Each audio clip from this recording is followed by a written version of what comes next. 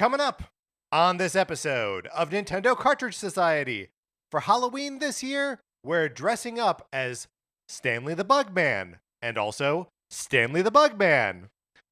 Want to get some water? So the Nintendo Cartridge Society wants to get some water with you.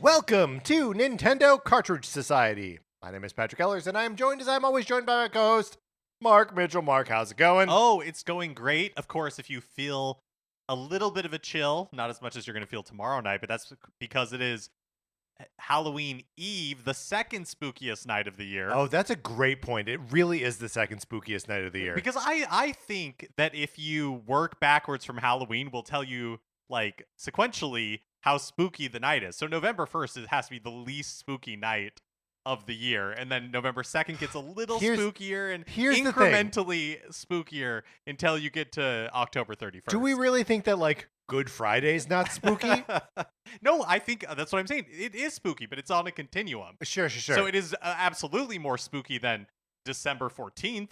But Christmas not is kind of spooky. Well, yes, and it's definitely more spooky than November 1st. We're in agreement. We're just saying different things. I think Christmas is spookier than Good Friday. Yeah, that's interesting. I think the data doesn't back it up as far as I'm concerned. Well, your data doesn't back that up. I understand your position. I'm not sure that you do. Mark, let me ask you this. Yeah. About trick or treat, because we're going to be doing trick or treating Mm-hmm. through Nintendo franchises today. We'll talk about what that means in a second. Do you recall as a child there being like a little, schoolyard song or rhyme where you say, trick or treat, smell my feet, give me something good to eat? I do remember this. What's the next stanza? If you don't, I don't care. I'll pull down your underwear. Why is that? Why? I guess it's funny, I guess. But like, why were... It doesn't seem appropriate is what I'm saying. No, it doesn't seem appropriate. But I would hazard a guess that a lot of schoolyard talk is not appropriate. That's a wonderful point. I guess I just wanted to like pick apart the logic for a second of like, if you don't, give me something good to eat. Yeah, I don't care. I don't care. It doesn't bother me because I have a backup plan. My backup plan is humiliate you sexually. So you better give me candy. That seems like the best course of action for all of us. Yeah, I mean, do you think that that's what the child assumes will happen is once you pull down someone's underwear that they're like, I'm so embarrassed. Here, please take all my candy. No, I think they're not thinking that far ahead. I don't think they're thinking that far ahead. I think it's like a threat, right? And so It'd be a shame if anything happened to this underwear. Exactly. We can do this the easy way or we can do it the hard way, and it's really up to you. Right. Do you remember like singing that as a kid? 100%. Yeah. It's weird just to think about. Yeah, it's one of those things where you're like, what was the genesis of it? Right, like the Jingle Bells Batman smells. Uh-huh. Another one of those things that's just like no one knows. Yeah. If you would like to hear us talk about stuff like Jingle Bells and Batman smelling, you can head on over to patreon.com/Nintendo Cartridge Society, where if you're supporting us at the 8 or 16 bit levels, you get access to our once-a-month episodes of miniseries like NCS at the Movies, where Patrick and I, and sometimes a special guest, are going to see movies in the theater together. Usually a special guest. Yeah, usually a special guest, and then talking about them. We've done episodes about Tron Ares. We've done episodes about One Battle After Another and other movies that have come out this year. Fantastic Four, Superman. And The Naked Gun. And right. Then in a couple of weeks, we're going to be doing The Running Man. But also on the Patreon at every level, including the free level, there is some exclusive content available to you. So you should go over to the Patreon and check it out. Thank you so much to everybody who supports us over there. Yeah, it's great. And like Mark said, even at the free level, there's stuff to listen to. Also free, you can join our Discord. All you gotta do is email us at Nintendo Cartridge Society at gmail.com, and we'll send you an invitation, and then you'll just be in there chatting with us about Nintendo stuff as it happens. Yeah, always a good time. Always a great time in there. We are always learning and just having a good time. All right, let's get into the topic here. Let's do some Nintendo franchise trick or treat.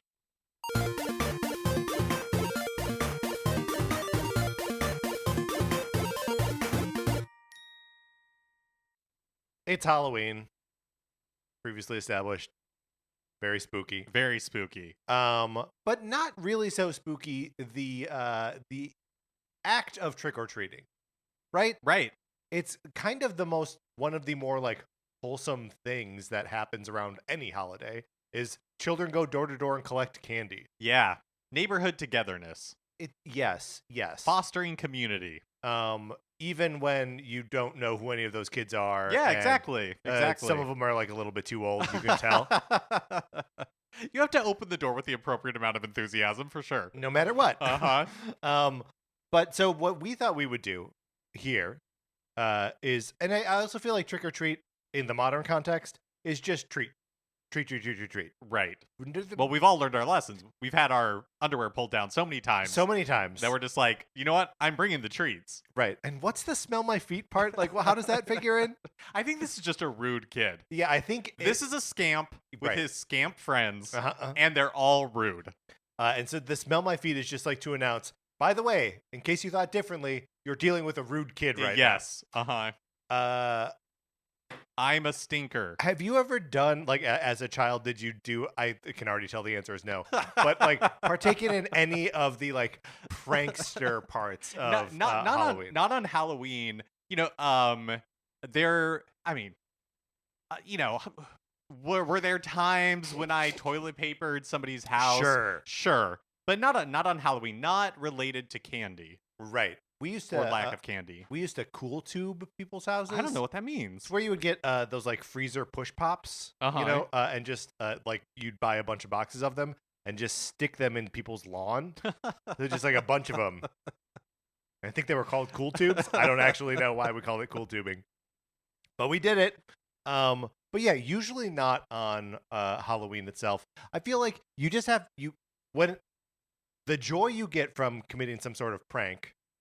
Committing a prank like a crime is so dull compared to the joy of getting candy. Yeah, for sure. So however, we are going to focus on both the tricks or treats here as we go up to each of these Nintendo franchises, knock on the door, open the door, and then determine what part of this franchise is the trick and what part of this franchise is the treat. Yep, and we have 13 franchises because 13 is the spookiest number. It's the spookiest number because that board game 13 Dead End Drive. Oh, is that why No, of course not. You ever play 13 Dead End Drive? No. It was like, what if Clue was Mousetrap? Interesting. And it's exactly as fun as that sounds. Okay, so we have these pre-established franchises. Yes.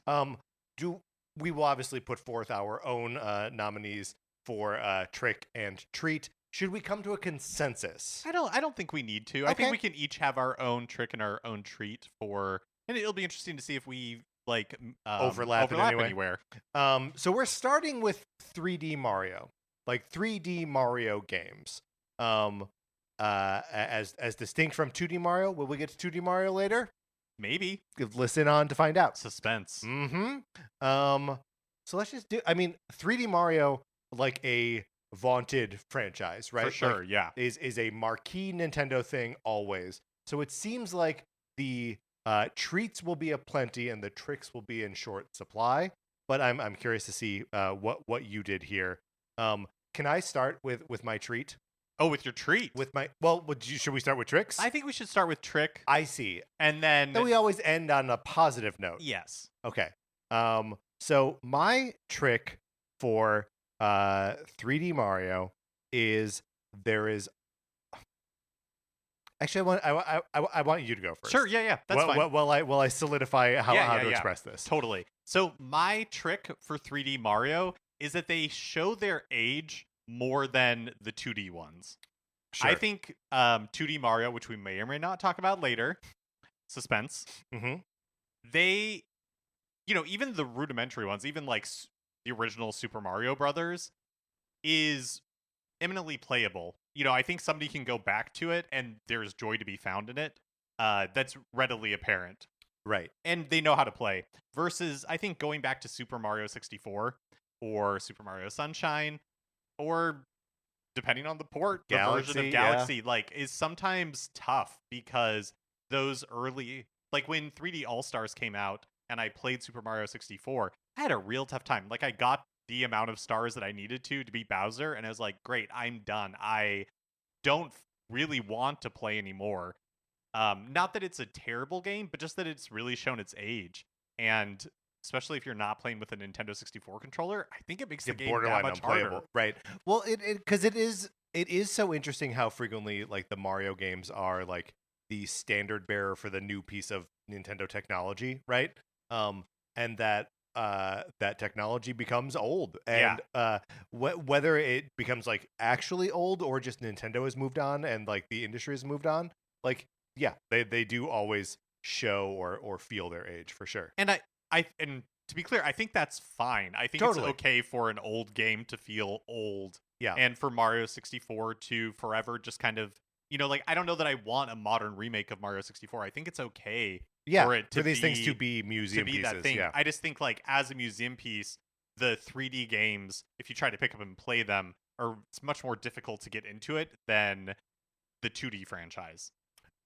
So my trick, and I think this is how I want to express this, is that there's never a gameplay arc for Mario.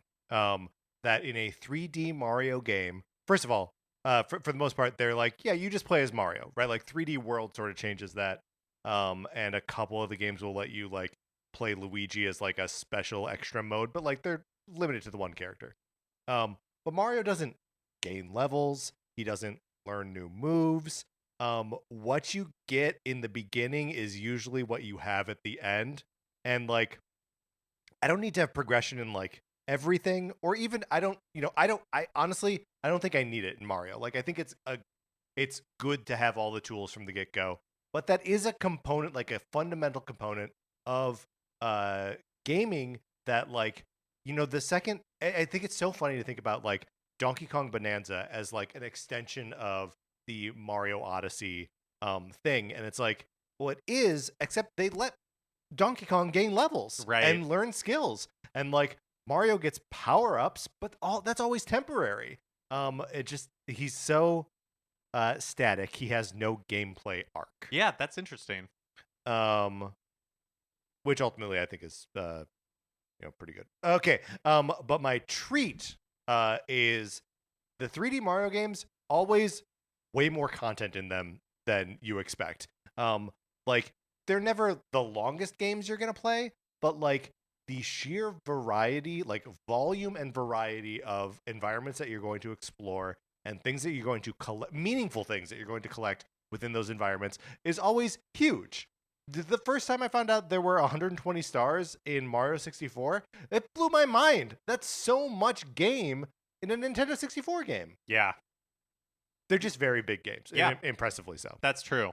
And my treat for 3D Mario is that I think every 3D Mario game, maybe with the argument of Super Mario Sunshine, sets a new standard for 3D platformers. Totally. Yes. Like when a new Mario game comes out, it's like, oh, I didn't know that that's what 3D platformers could be. Right. And then it sort of is like, oh, and now it's what they all should be. Yeah. And then none of them even come close to living up to it. Right.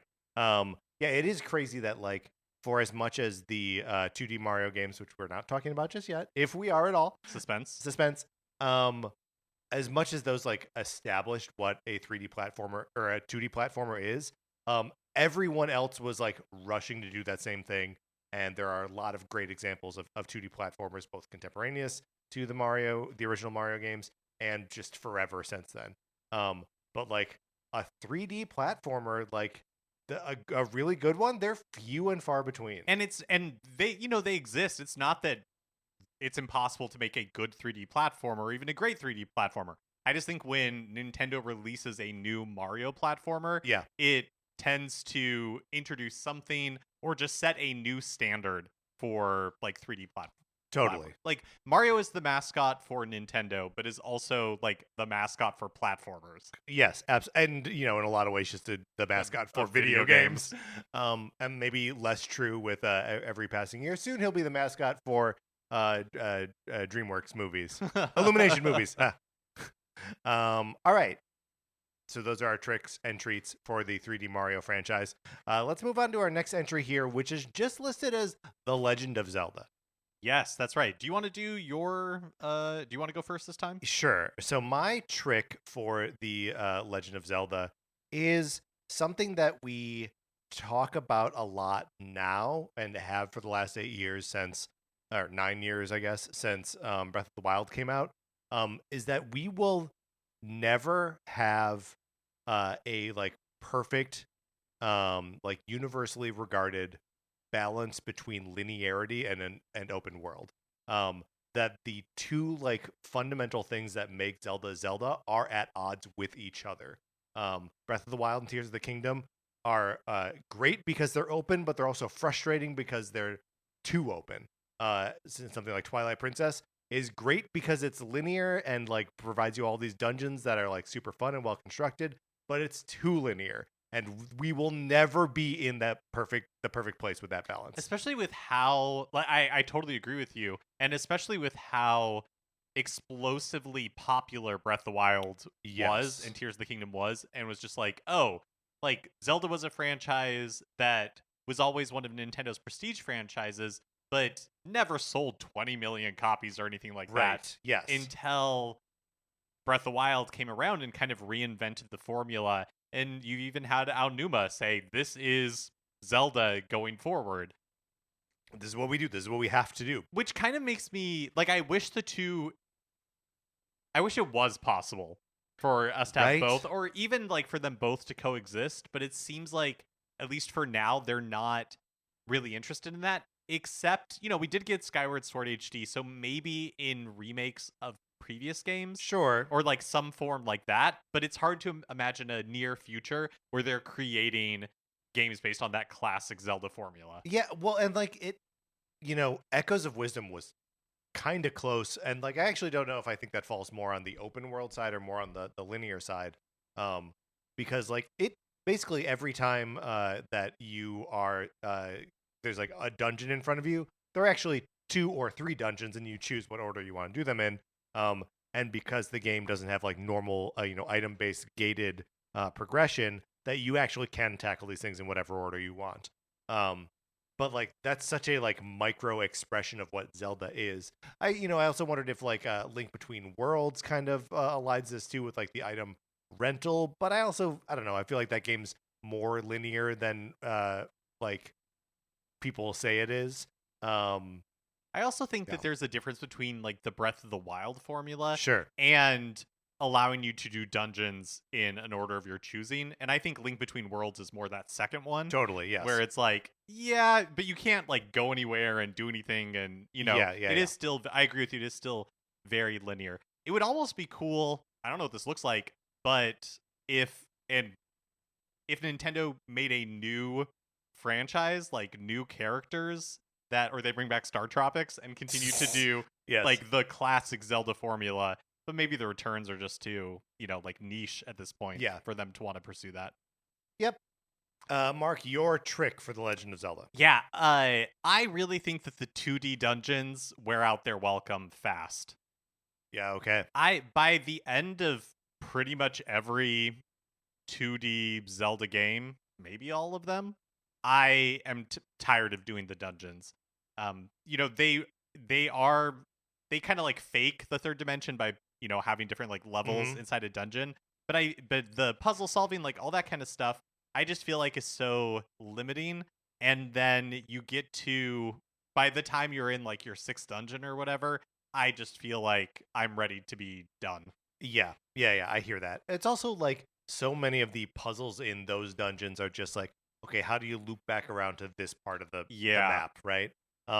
And like I don't know, as far as like navigation based puzzles go, I would rather have that sort of thing happen out on the open world than in a dungeon.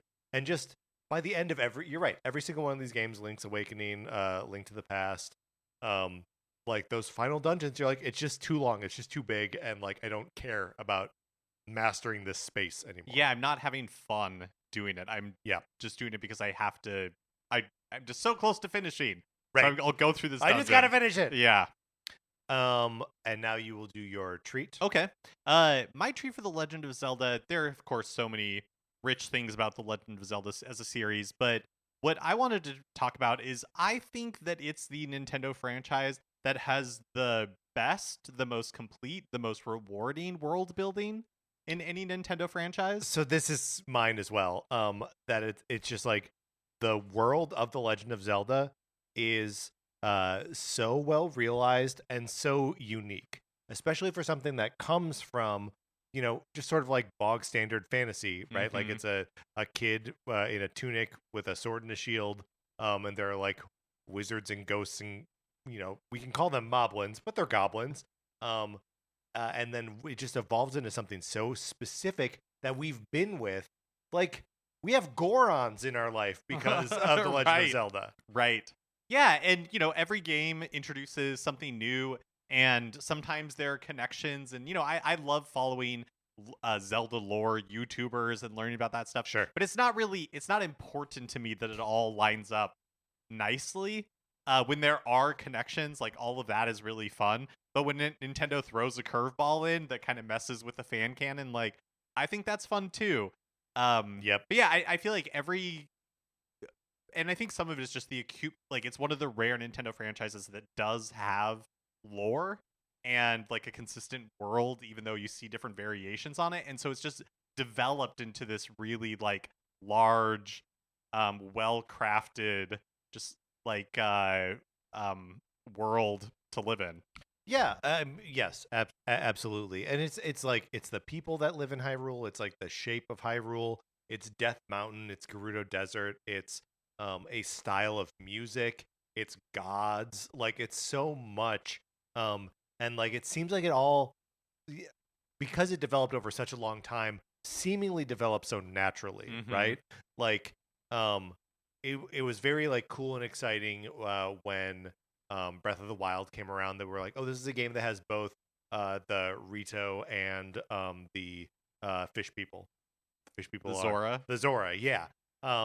Because like those were sort of we meet the Rito in Wind Waker, and there were no Zora in that game, despite the fact that the world was covered in water. So it's sort of like, oh, okay, maybe they like turned into that, or whatever, trying to like work your just understand the logic there. And then for it to be like, no, these things can all exist together because they're all fun. And then like again, Echoes of Wisdom to be like, there are River Zora and there are Sea Zora, and like that's really fun too. Yeah. I was trying to think like what is a franchise that comes close, and maybe, but I feel like it's a distant second. But off the top of my head, I was gonna say Splatoon. I feel like the world of Splatoon is really Sure. richly drawn as well, but it doesn't have the benefit of the history, That's and a right. game where you're really exploring the world. That's not really the point of Splatoon. Yeah. Well, and Splatoon, like it is a richly developed world, but it's just narrow, right? Like we see so little of the world of Splatoon. We see so much of the world of The Legend of Zelda. Okay, so we have basically the same treat there, I think. Which means we're ready to move on to our third series, Yoshi. So Yoshi's Island, Yoshi's Woolly World, Yoshi's Crafted World, the Yoshi games. I'm going to go first with my trick here, and it may be an easy one, but these games, they're too easy. And it's not just that. It's that the disparity between the parts of the games that are hard and the parts of the games that are easy is a huge yawning chasm of a gulf. Because there are always extremely difficult like extra challenges in a Yoshi game. But if you just want to like beat the Yoshi game, you can sleepwalk through it. Yeah, it's interesting to me that Yoshi has kind of evolved into that type of series, because I don't feel like Yoshi's Island is a particularly, I mean, it's in the same vein as Super Sure. Mario World. Right. You know what I mean? Like, and then just with Yoshi's story, it feels like they took it in a completely different direction, and then just incrementally over time, it Right. kind of became, I would say, on the same level as like Kirby, where it's not that there's, in a standard Kirby game, it's not that there's no difficulty, but the difficulty bar is so low. And I just don't really understand why Yoshi went that direction or ended up there. Right. Well, and like other than like to make the game accessible to people. Well, while I was thinking about this, I was thinking a lot about Princess Peach Showtime. And that is a game that I also find to be just kind of like dead easy from beginning to end. And like part of what makes the super easiness of Yoshi games frustrating is that like they do have those peaks in there where they're like, someone might want to have a challenge. Princess Peach Showtime does not really do that, right? Most of the Kirby games don't really do that. Like, if you want to really get into the battle mechanics, there is a Coliseum or something. But that Yoshi's just like, yeah, in here there are just some like impossibly hard levels. And you're like, why are you doing this then? Right. Why are you so easy everywhere else if you acknowledge that it might be fun to be challenged? Yeah. Well, and especially because Nintendo, generally speaking, I feel like does a really good job of making franchises and games that are there for everyone. Children can play them and enjoy them. Adults can play them and enjoy them. I think Mario, like, part of what you were saying about 3D Mario having so much content is that, yeah, there's usually in a 3D Mario game or really in 2D Mario games where it's like, you beat the game and now we put a bunch of like challenging stuff in there, but everybody can enjoy it. Yes. And then they also have, I don't know why Yoshi, they have decided they don't want to treat the same way. Yeah. It's just strange to me. My trick for the Yoshi franchise is that there's a good chance the soundtrack might be grating. You have Yoshi's Crafted World, I think Story on 64. Anytime Yoshi is singing in general, there's a good chance it's yeah. It's not universally true. There are Yoshi games with good soundtracks, but it's a toss-up. I mean, it is one of the trade-offs of having like an appealingly juvenile aesthetic visually. That's so much easier to hang with than a juvenile soundscape. Mm-hmm. Like, we don't choose to listen to baby music. Right. And Why it's such a fine line. It is. It really is. Because like what I just did was cute. My treat? Your treat? Yes, your treat. Okay. Look, people can change. We've been doing this podcast for like 9 years, and I have looked inside my heart and decided that the baby Mario characters are good. Wow! And I think that this is a change. Well, for one thing, Baby Park in Mario Kart wouldn't exist without it. Sure. So, simultaneously the best and worst track in Mario Kart 8 Deluxe. That's right. So I'm officially changing my tune. I've decided the baby Mario characters are good. Even though the baby Mario characters don't appear in most of the Yoshi games. Yeah, that's right. Okay, great. That it is where they come from. That is in fact, or at least it's where Baby Mario and Baby Luigi come. Is Baby Luigi in Yoshi's Island? Not the first one, okay. But I think in the DS one, that's where we get like a baby Luigi and Peach and Wario. Is that right? I'm not sure. But I do know that Baby Mario comes from the Yoshi's Island. You know what's great about Baby Mario in that context? When he gets the cape and just runs around on his own. It's so funny. It is very funny. Because he's like running on the walls. My treat for Yoshi is Yoshi himself. They have landed on we've known already that Yoshi is an appealing, looking character. He is the thing that made people look at Super Mario World and go, wait a minute, there's a cute green dinosaur you can ride? But the Yoshi moveset, he jumps just like Mario, but he's got a little flutter kick that like has its own very specific arc, and you're like, oh, Yoshi moves in this very specific way. If you're playing a game and Yoshi's a playable character and he can't do that, you're going to be disappointed, right? Isn't it kind of frightening how the way those Mario characters move is ingrained in our brains? Yes. Where it's like, I know how Peach should hover. Right. I know how Luigi should float a little bit when he jumps. Yeah, it's crazy. And like Yoshi is in that pantheon. He also has that hard land and like the way that they deal with throwing eggs. Like that's another thing where it's just like, they invented this and it's awesome. And it's just like how Yoshi is expressed over and over again. And like we don't totally have that for Wario, right? Like, yeah, totally. He has his own series of games, but you're like, sometimes he's dashing, sometimes he's not. And like his The arc of his jump always feels like maybe a little bit different. Maybe he's a little bit stickier. Maybe he's got more momentum sometimes than others. But yeah, like Yoshi, they just nailed it. Like, yes, that's how Yoshi moves, Mm-hmm. and those are his moves. So okay, those were our tricks and our treats for Yoshi. Let's move on to Donkey Kong Country. We're talking like the 2D games here. We can throw 64 in there if we want. I Sure. suppose. Yeah. I will go first, I guess, with my trick. Okay. And it's boss fights. Every Donkey Kong Country game doesn't know what they're doing with boss fights. The first 3 on Super NES, they're all too short and simple and stupid. And then as soon as they get like a little bit of like memory to play with, they're long and like many phased and like boring, and they're a chore. In the old and the new, the Donkey Kong Country bosses are a chore. Yeah, the bosses in Tropical Freeze are just Get you're like out of here. it's like this can't possibly go on any longer, and yet there's another phase. 7 phases?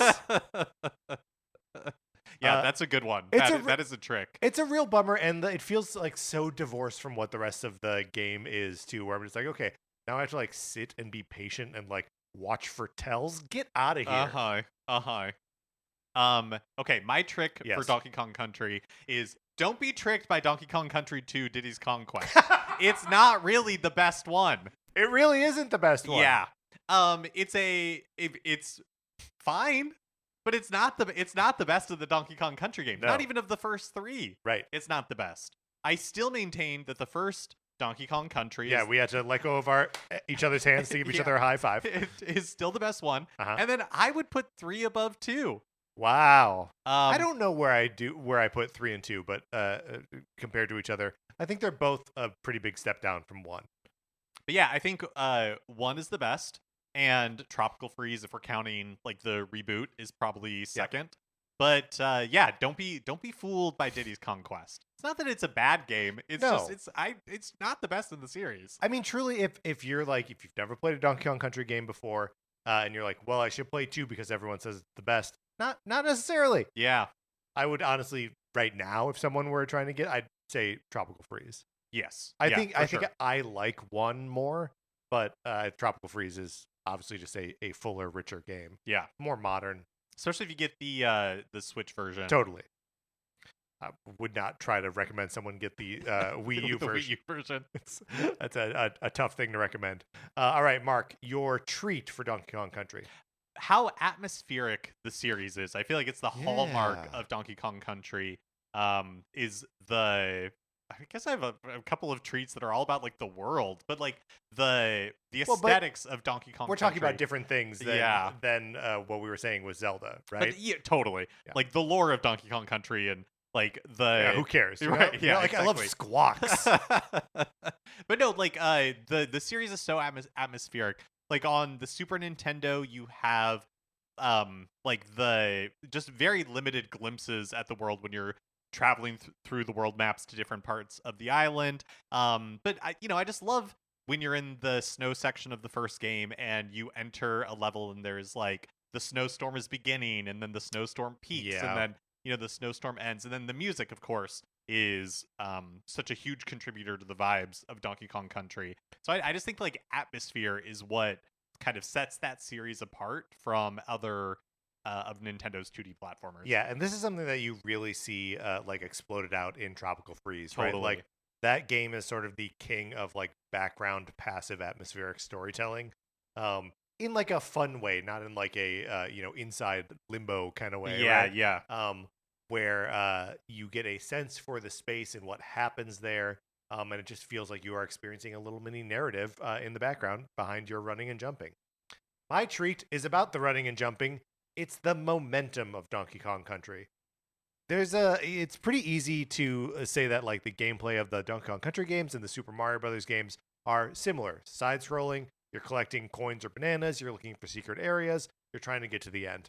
The difference is like Mario's momentum, he reaches a top run speed, and that's it. But Donkey Kong, you start like rolling through guys or like jumping off of them, and you get this like uncontrollable sense of like you are just barreling forwards. Plus, there are barrels that shoot you and make you feel like you're going like genuinely fast. I've made the argument on this show before that like Donkey Kong Country is Nintendo's Sonic the Hedgehog, in that like it was both trying to like update the concept of a video game mascot for the 90s, but also was just based in how fast you get to go as these characters.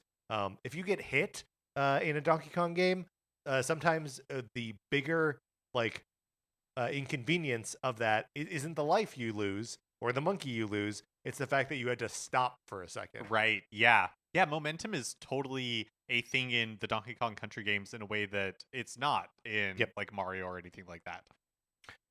So that is my my treat is momentum. Which brings us now to our fifth series, Mark.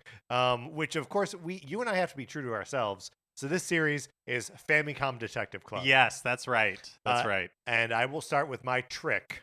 And my trick for Famicom Detective Club is I wish these games let me feel more like I was solving the mystery. Because they are not. It's deceptive to say that they are mystery games. They are like storytelling games where the story is a mystery. You're not really piecing together clues in any of them. You are just sort of along for the ride while the silent protagonist, who is you, basically, as like a, 14-year-old orphan or whatever. How old is he supposed to be? I would guess 16, it's maybe? probably like 16. But you basically have no agency in how the mystery is solved. Yeah, absolutely. The games don't let you advance until it does the thing you want. It wants you to do. Yeah, that's right. And like the Emio the Smiling Man has like a little bit of a report card at the end of it, which is usually is mostly just being like, oh wow, every time you like talk to a character, you started by clicking on their breasts, calls you a pervert. But like it's not a report card that's like you were good at solving this. And like there's no way to change the like flow of events by solving something earlier or without some information or whatever. So I just wish, and I just wish it made me feel a little bit more like a detective. I don't need like Layton style puzzles or anything like that, but yeah, it just you don't feel like a detective. Yeah, that's totally true. My trick is that the first two games will try your patience. This was my like alt, yeah. Yeah, and I think Emio they solved a lot of these problems. But Emio is imminently playable without a guide. I think you genuinely need a guide for both of the original games. I completely agree. Like some of the things that it wants you to do they're so obtuse. Yes. That without a guide, you would just tear your hair out. Yep. And that's too bad because, it's a series that you and I both really enjoy and talk about a lot. But it's hard to recommend those first two games. Luckily, even though I had a lot of fun playing them, luckily there's a third game, Emio the Smiling Man, which we said solves a lot of these problems. In fact, I would say all of the problems that I'm calling out here. Yeah, where totally. I don't feel like your patience is tested in one area where you're waiting at the bus stop, but it knows what it's doing. Another thing we talk about a lot. Yeah, it knows what it's doing though. It's purposely pushing your buttons. Yeah. Not being like I have gone to this location a billion times and I can't find the one pixel it wants me to find or whatever. Yeah. Totally.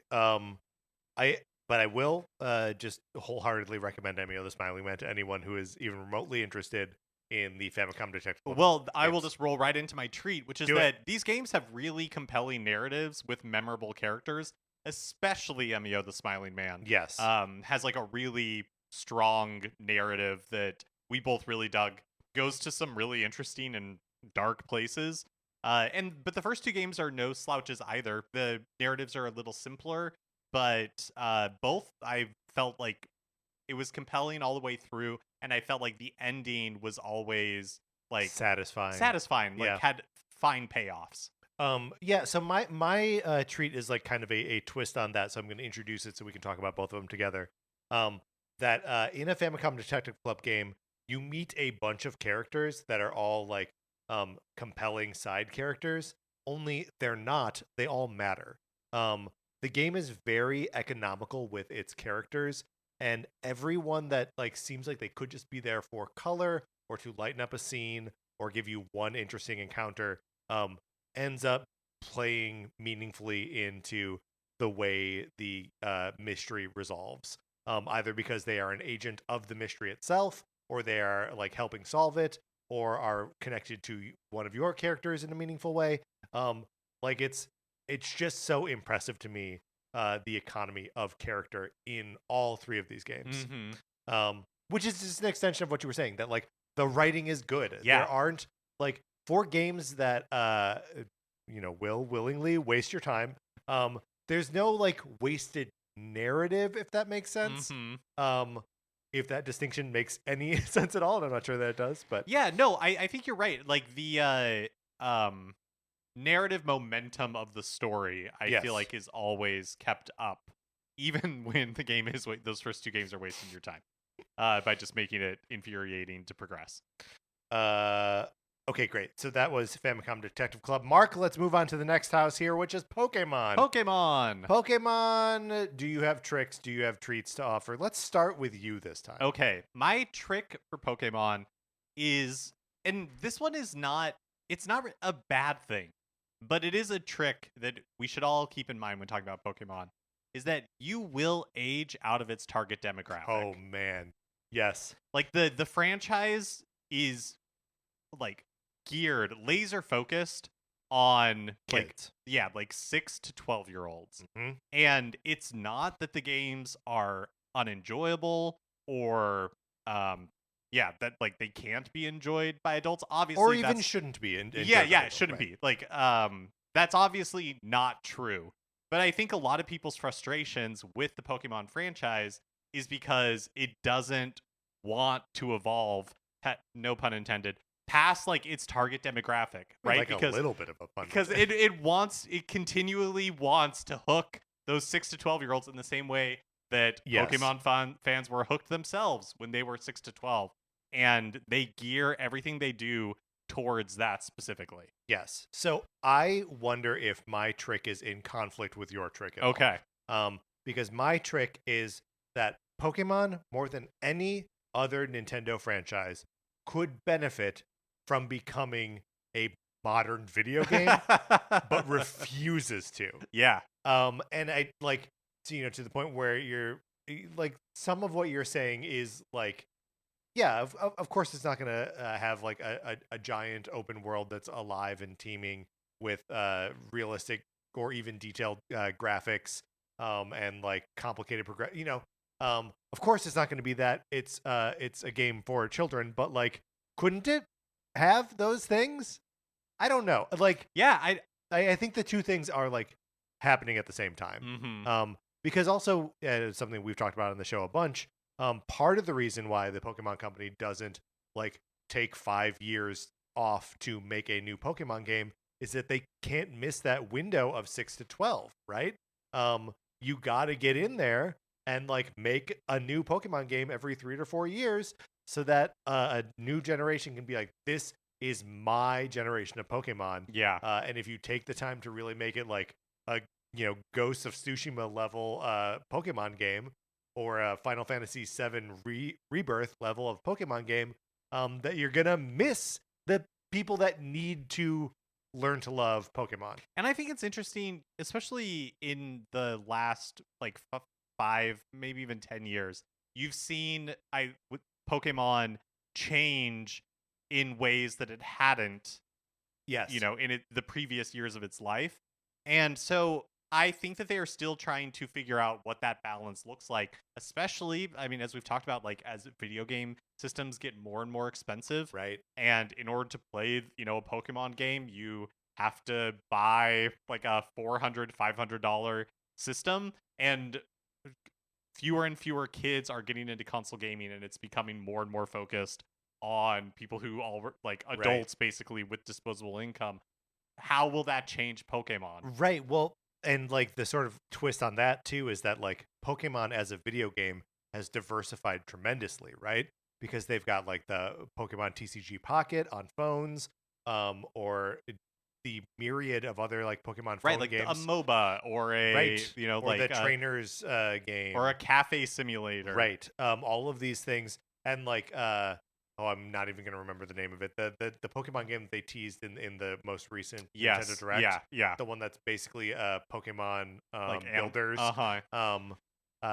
Which I'm excited about and I think is gonna be good. But yeah, like if they're just it's as Pokemon ages, it is diversifying specifically in video games Mhm. in a way that you don't really see any other series even coming close. Totally. My treat is Rowlet. I think he's cute. Rowlet, I mean, one of an all-timer for sure. Actually, that's so funny. My treat is that every generation brings 3 new pocket monsters for you to fall in love with. Yeah, yeah, and the Sun and Moon did that for Rowlet. No, Sword and Shield. No, Sun and Moon Well, is Sun and Moon, I was right in the where first Rowlet place. came from. But yeah, and like they announced the 3 and you immediately pledge your allegiance to 1. Yes, You're like, I will die for Sobble. And you should. Yeah. Back in that that whiny little loser. All right, great. Well, so that's Pokemon, at least as you and I understand it. The tricks and treats, which we are now moving on to our 7th series, which is the Wii series. So we're talking about like Wii Sports, Wii Play, Wii Music. Wii Fit. Yes. Wii Sports Resort. Wii Sports Resort. Mm-hmm. My trick. For better or for worse, these games are forever intrinsically linked with the legacy of the Wii. Yeah. And they carry all of that baggage with them. Right. Because they're not all the same experiences, obviously. Like Wii Play, Wii Sports, Wii Fit, they have very different like goals and they're doing very different things. But I think that the Wii, maybe of all of Nintendo's hardware, is kind of like the most divisive. So interesting, right? Because it was also so successful. Yes. I guess more in like the gaming community. Sure, right. Where it's like, which the Wii helped to widen. Right. Yeah. Right. So yeah, like I don't know. I think it makes those games so tricky because the discussion around them and like Wii Fit as a game, I feel like we don't even really talk about it as much as Wii Fit as it fit into Nintendo's strategy for the Wii. That's true. You know what I mean? Or we talk about it in terms of balance boards shoved under people's couches forever. Yeah, totally. And so that sort of figures into my trick, which is that all of these games, for as fun as they are and as easy as they are to pick up, are so shallow that the pleasures of every single one of those games that we've mentioned already are immediate, right? You don't take a second to learn how to play it, you just play it, but that's because there's nothing else to learn, right? The games are just shallow pleasures. Okay. My treat is that, and you were sort of teasing this with what you were saying about like the different kinds of Wii games, varied, right? Like they were not beholden to a single type of gameplay, even though Wii Tennis and Wii Bowling were like absolutely killer apps for the Wii, right? And yeah, bowling came back in Nintendo Switch Sports, and probably like Wii Sports Resort and like some other stuff. But like the Wii Music is a totally different experience. Even something like Wii Play, which came out like early the next year after the system launched, is a totally different thing. It's basically like Clubhouse games, but with a Wii remote.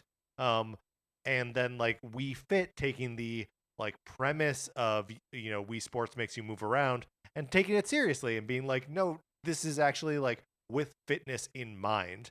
And I'm always impressed by the variety of like easy to grapple gameplay experiences they mapped onto this Wii concept. Yeah, it was like, oh, if you were buying a game with that sort of like Wii Play, Wii Fit, that's title like cadence. Yes. Then it's basically announcing itself as this is for everybody. Yes. Everybody can enjoy this. But you're right, like on the one hand, it makes total sense to consider the Wii games a franchise, and on the other hand, it doesn't make make any sense.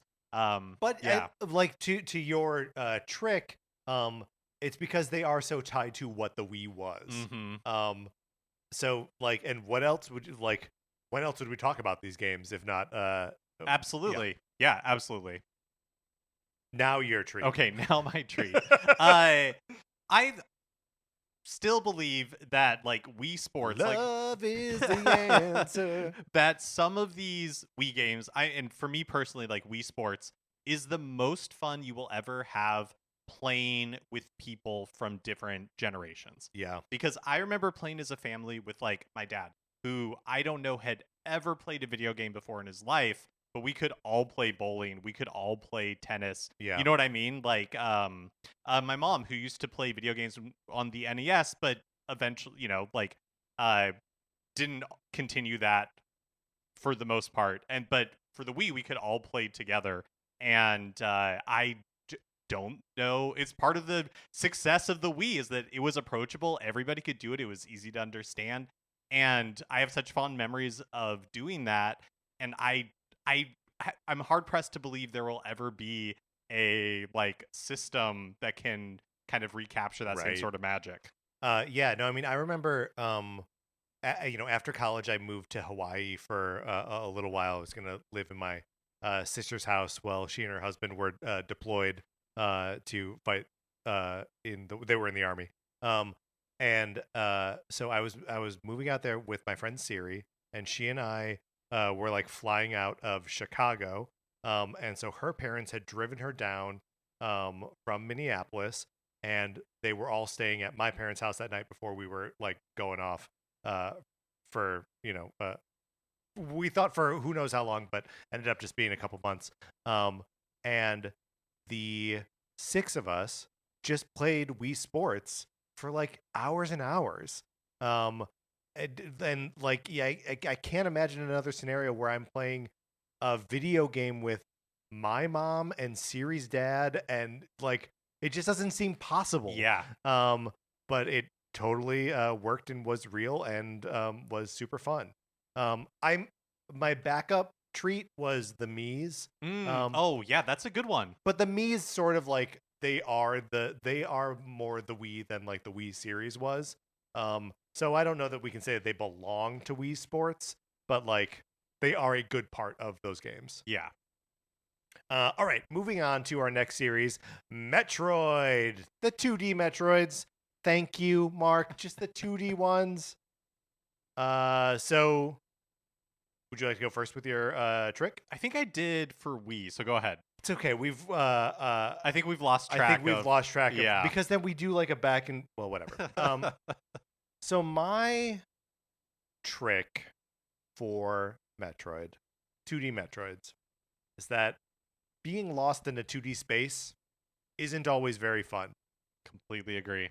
When you're backtracking through Meridia, or you're just like looking around and you're like, what am I supposed to do here?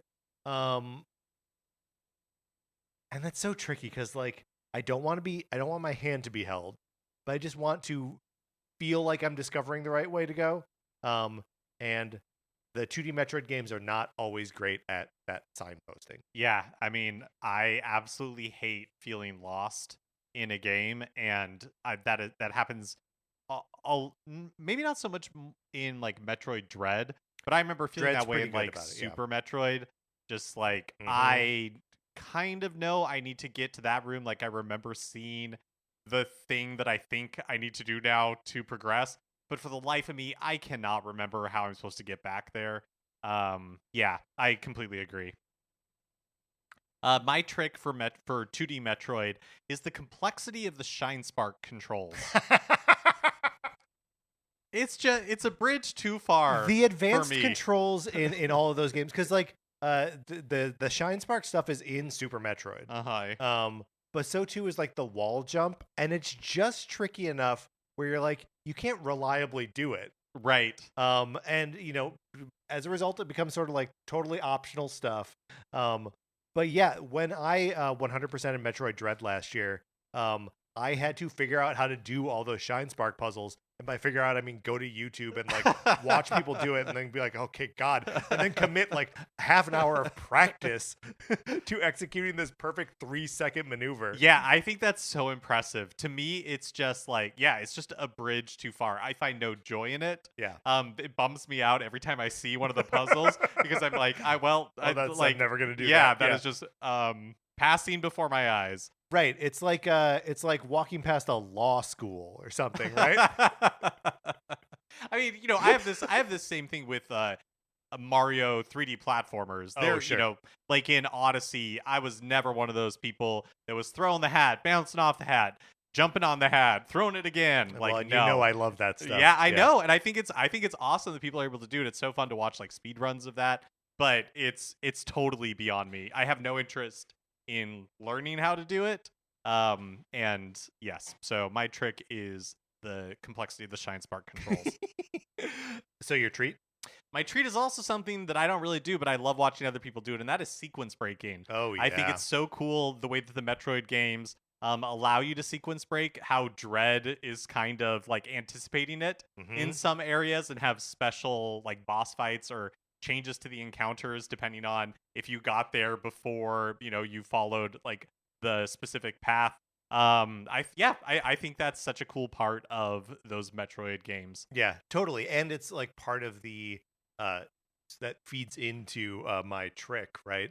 But the like surprisingly open nature of the 2D world, that you can sequence break stuff.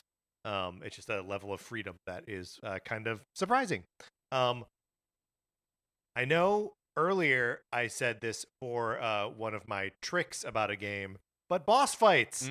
The boss fights in the Metroid games, good, full of storytelling, full of fun mechanical challenges, spectacular, cool. I like them. I think the boss fights in Dread are all awesome. One of the things that I think is really fun about boss fights in 2D Metroid, generally speaking, is the scale, where it's like, oh, the bosses are all big boys. Yeah. Right. The bosses are all big boys, and yes, and they're always just like fun to like figure out how do I get inside this guy's mouth? Yeah, usually they're a little bit gross. Yeah, oh yeah. There's always like a little bit of a like, is that pus? What's happening here? Yeah, no, I love the bosses in 2D Metroid. I just think they're great. Plus the the mother brain boss fight at the end of Super Metroid is like a number one A+ video game storytelling moment. And it all happens like through the course of gameplay. Yep. And it's just wonderful in that regard. Okay. Next up, our 9th series, Super Smash Brothers. I'll go first with my trick. Great. It costs $115 for the entire Ultimate package. Like if you buy the base game is $60, Fighter Pass 1 was $25, and Fighter Pass 2 was $30. So not accounting Amiibo or anything else, it was $115 for the entire Smash Brothers experience. Right, and then you get then you get all the Amiibo. And also, that doesn't even give you all of the Mii Fighter costumes. Oh, it that's doesn't right. get you any of them. That's right. And some of them have like additional music tracks or whatever. So yeah, I mean you can. Yeah, it's sort of a bottomless pit of money. Yes. And I remember thinking that way when Smash 4 came out, because I was like, well, I got to get it on 3DS and Wii U. And I was like, oh, that's $100. And also before the DLC. Yes. Yeah. Yes. Which you could buy for both at the same time. It cost like a little bit more. But and you have to buy those characters all piecemeal. Like, what you want Mewtwo, you got to spend $6. Yeah. What a great point that they're expensive games. My trick for Super Smash Brothers is the sort of maximalist approach to single player experiences. And I mean this derogatorily. That if you want to play a Smash Brothers game by yourself, the games are more than happy to oblige you with a couple modes that you can do, and they're all seemingly endless. But in that endlessness comes like an amount of sameness and drudgery that are mind-numbing, right? If you want to do the Smash run in Smash for 3DS, like it is, you can play for hours and hours and hours and days and days and days, and not earn all like the special moves you want. If you're tackling the World of Light and World of Dark in Smash Ultimate, there's like a great big map, and they're telling you that you're fighting like other characters from games, but like no, that's just like a green Ryu, you know? Yeah. Um, uh, and it's all like clever and like it's like props for the imagination, but like it's just it's so big and so like kind of empty at the same time. Yeah, I agree. I definitely have put hours into most of the Smash games playing the single player stuff, but it's never rewarding in the same way where it's like I feel like I could play single player in a Mario Kart game Totally. for so much longer, even though the content is so much less. I remember being so disappointed in World of Light because they're basically just a lot of them are just like those spirit fights from the spirit board. Yeah, I mean that's basically all it is. Yeah. Yeah. Yeah, I totally agree.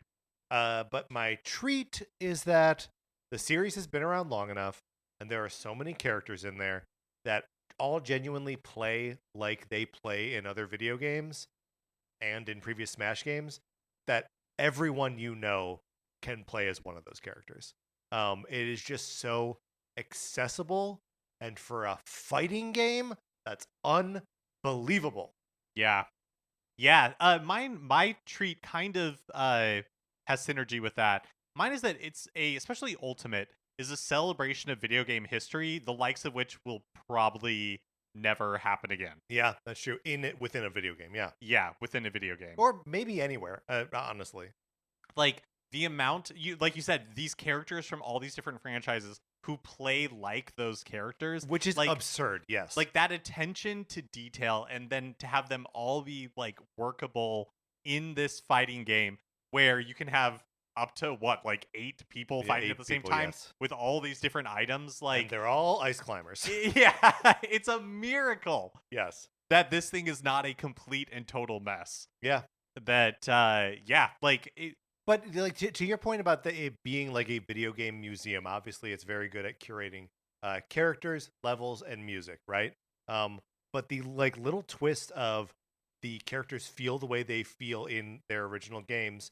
We were talking about Yoshi earlier. He does that in Smash. He's got the little flutter kick. Um, uh, that is why other platform fighters don't work. Because you can put all the Nickelodeon characters in a game together, and you're like, okay, great. How does Cat Dog move? Right. How do Ren and Stimpy fight? Why is Doug Funny in here as Quail Man? How does that character play? And the game has to teach you that. Whereas like you don't need to tell me how Mario jumps. right. Yeah. Yeah, and I really don't think anybody but Sakurai could make Super Smash Bros. Ultimate. Because he just loves video games so much. Yeah. Yeah, you are correct. Are we done with that one now? Yeah. With Super Smash Brothers? Moving on to our 10th series. This one is Pikmin. I'll start with my trick. My trick for Pikmin as a series is that somehow it still feels too new. Or too niche or something. There is something about Pikmin as a series that it's like, even though Splatoon is much newer, Splatoon is more pervasive in the culture. And Pikmin, Nintendo pushes it, right? They want people to know what Pikmin is.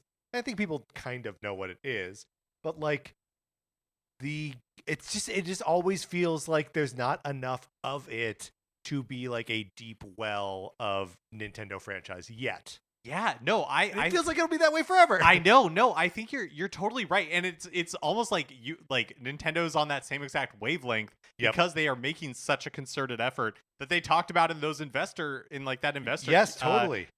Meeting to be like, we are making a concerted effort to make Pikmin a thing, and it's working because like the more we talk about Pikmin and push Pikmin, the more people check it out.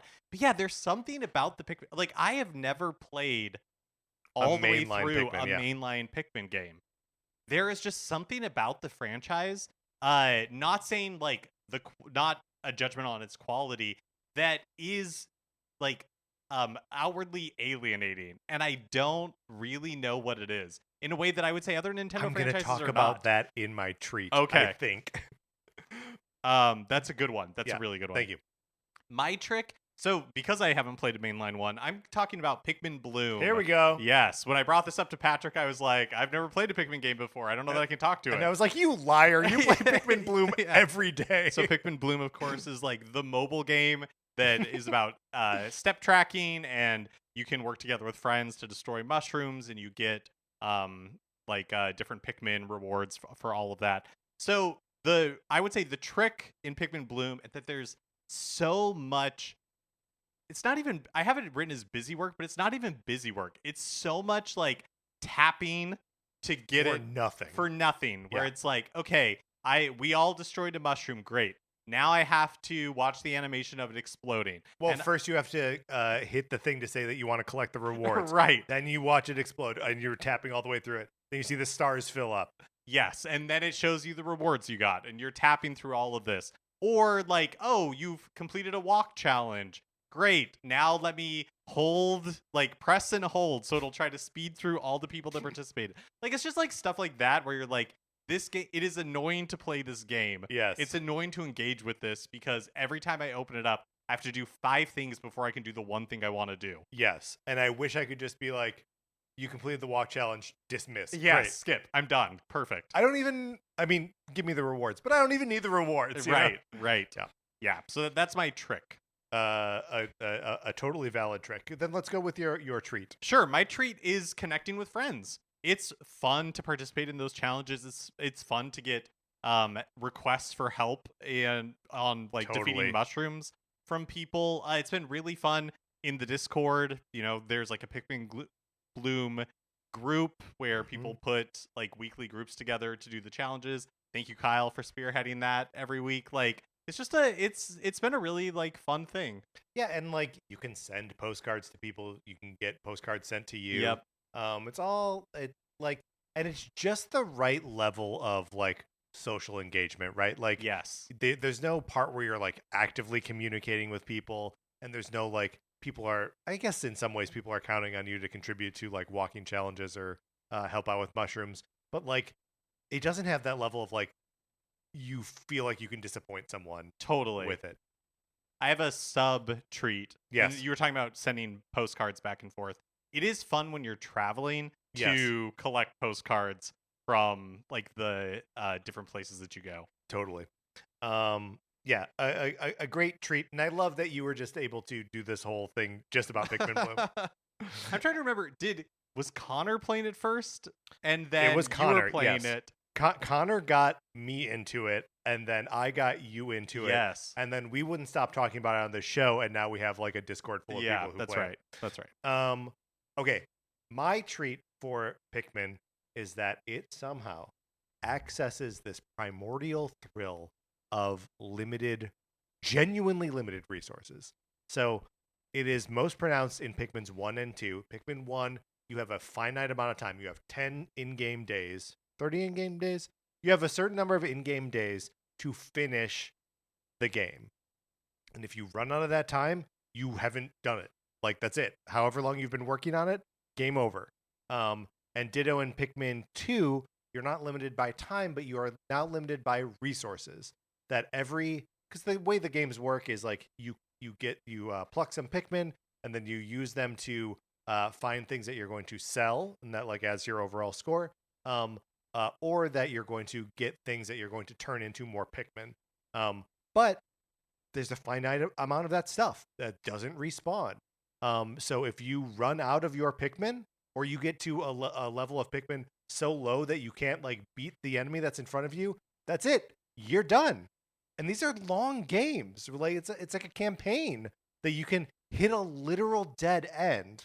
And 3 is technically limited by time or juice. You collect fruits and make juice with them, and you have 1 canister of juice every day. And by the time you've been playing for a couple hours, you have more juice than you know what to do with.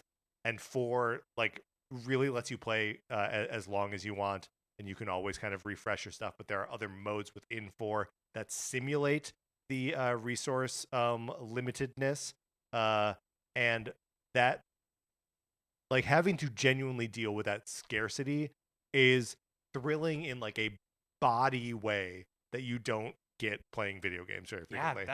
that's so interesting. Yeah, when you were talking about that, and because you know, uh, we were talking about how the franchise is kind of alienating, and I think it's that Dead Rising problem, where that first Dead Yes. Rising game, is so specific in what it wants you to do that it turned a lot of people off. And then as the franchise went on, they kept like removing that and removing that and removing it Yes. until like, what is the point of this franchise anymore? Right. Why is this still called Dead Rising? Yes, and Right. so I feel like that's like the arc that Pikmin has been moving to. Like they've like tried to find how to keep it Pikmin but make it more accessible, and it seems like 4 they've been the most successful with that.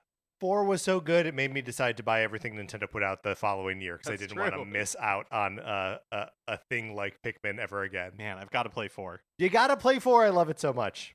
All right, that was Pikmin, our tricks and treats. Moving on to our 11th franchise, only a couple more here. We are doing the Kirby mainline Kirby games. Mark, we'll start with you. Yes, my trick is that maybe half of them are fun. Oh boy, Maybe half of them are fun. And the ones that aren't fun, I'm sorry, I find no joy in. Snooze fest. When Kirby and the Crystal Shards, the Nintendo 64 Yes. one, was released as part of like Nintendo Switch Online, I tried it and I just thought it was so boring. Or when I picked up Return Yes. to Dreamland Deluxe Yes. on the Switch and I like turned it on and I like lost all will to continue. It was just like ugh. Like I physically was just like my body's rejecting this. I don't want to do this. It is, and that is ultimately where I landed on what's the Star-Crossed Worlds like add-on for Kirby and the Forgotten Land, where I was just like, oh, I'm just like actively bored by this. But it is fun. Like what other Nintendo game has the capacity to be this boring? And it's so funny because like Kirby is such an appealing character. Totally. And you get to the end of some of these games and crazy stuff's happening. Crazy stuff is happening. The difficulty, it's another like Yoshi thing where like the difficulty spikes incredibly. And you're like, what? But yeah, no, it is a real Russian roulette with Totally. Kirby, whether it's going to be one that is enjoyable, because those exist. But there are a lot that you're like, why are we doing this? What is the point of this exercise? Yeah, it is perplexing. My Kirby trick is I don't like the way the levels are structured, and I don't really know how to really express that. They seem like there are either like side rooms or alternate paths frequently, and I never know if I'm doing the right thing, and I feel like I lack the ability to memorize the layouts of these levels. Every time I try to play Kirby's Adventure on the NES, every level is a total surprise to me. I'm like, I know I've played this game before, but it's just, there's something about the way that they're structured that feels like the opposite of memorable to me. And then my treat, copy abilities. It's cool. Oh yeah, it's It's cool. cool to be able to do what the enemy can do. It's that's one of the things that it feels like Mega Man. It feels like new playable characters in a fighting game. It's just like, give me copy abilities. That's awesome. I love them. Yeah. It's weird to play those early Kirby games. The one early Kirby game. The one early Curly. The one early Curly that doesn't have copy abilities. So, it's like what you name your first pubic hair.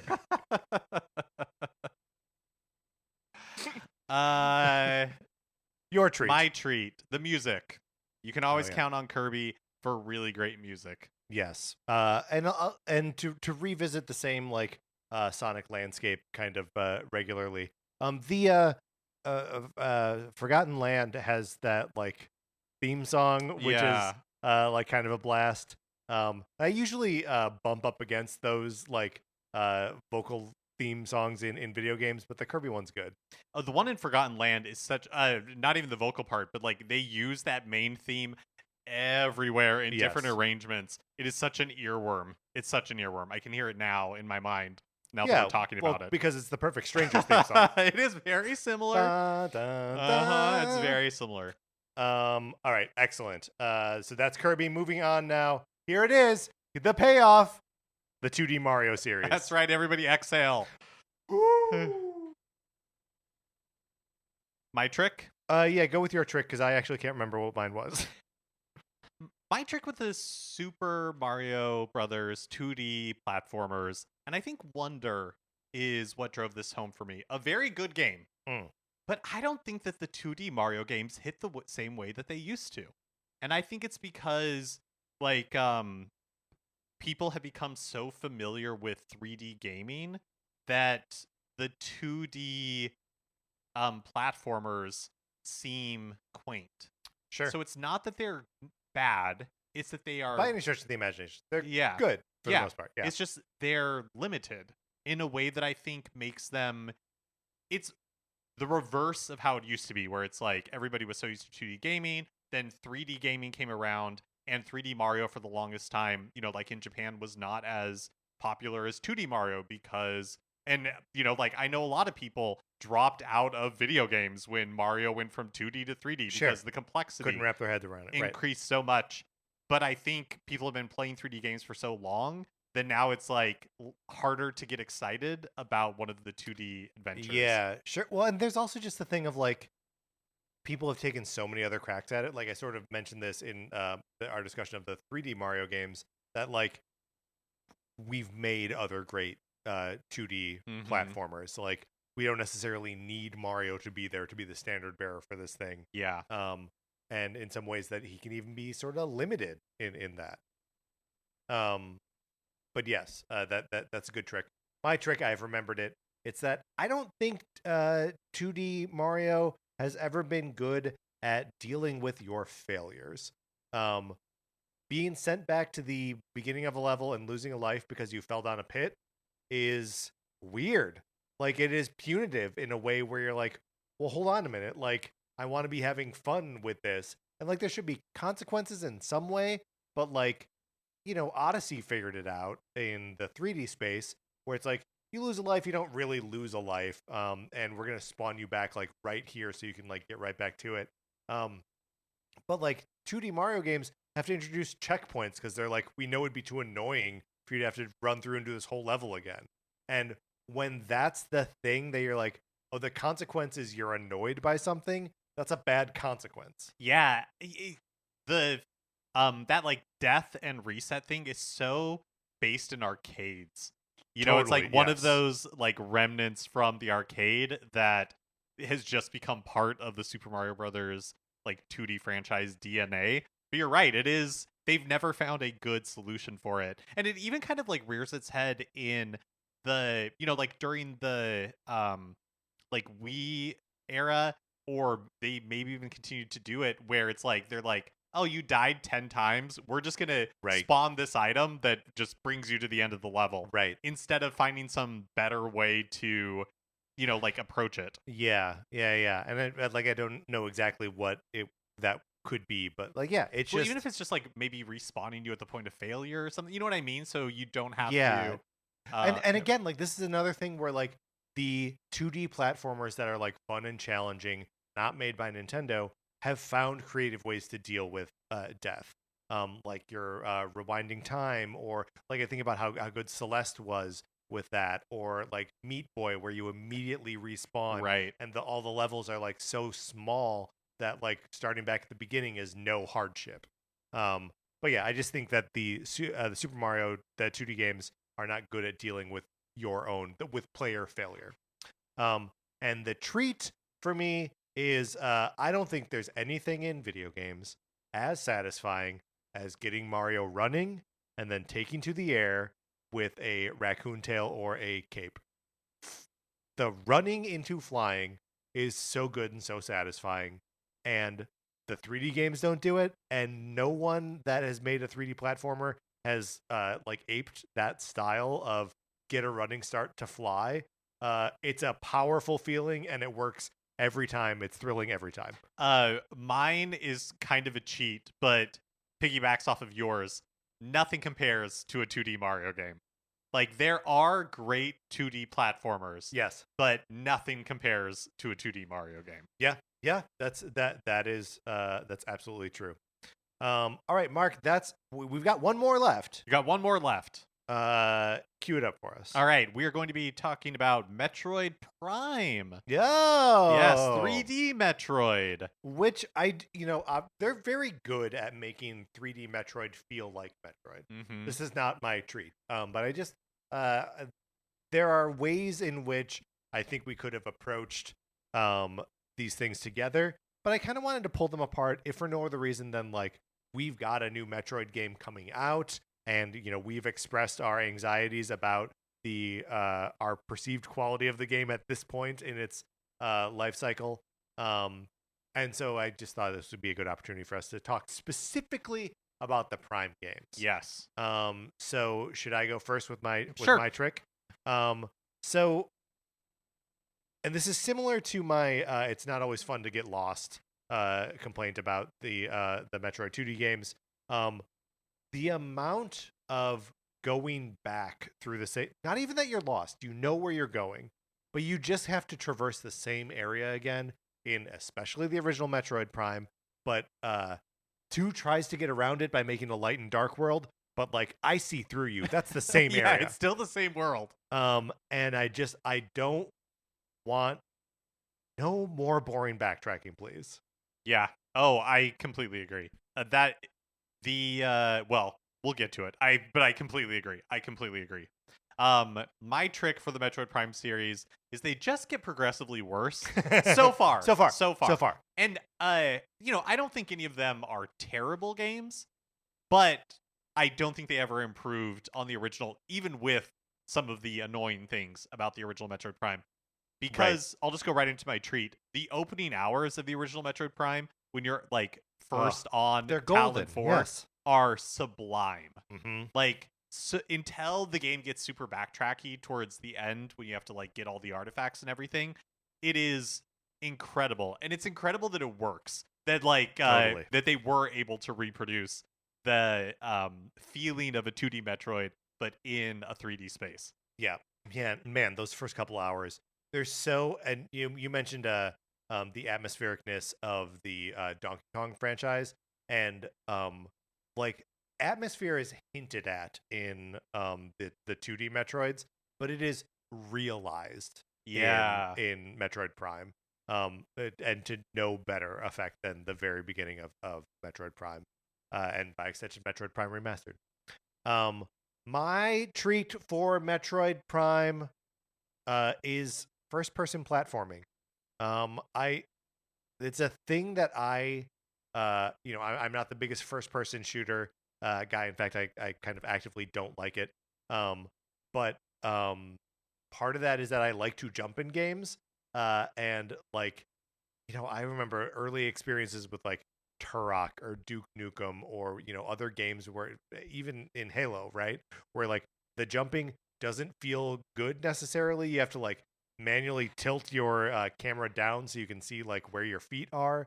And I think there's just like some subtle like smart camera work in Metroid Prime where it will point towards your feet on its own. Like it looks at when you are approaching the edge of a cliff or doing platforming.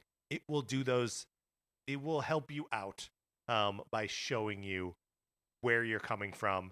And the platforming all seems very clear. You get the space jump nice and early so that you can like correct your jumps in the air. It all just feels shockingly good. Yeah. And I know there have been a lot of other first-person platformer games since Metroid Prime, the original. But I really think they nailed it, and it remains good in all of them. I have high hopes for it in Prime 4. For sure. So that's it. Those are our 13 tricks and 13 treats of 13 Nintendo franchises. Mark, does anything jump out at you from this exercise? Ooh, it's just how spooky it all was. Oh yeah, but not as spooky as it would be tomorrow. Well, but tomorrow is Halloween. Yes, as of this episode coming out. Right.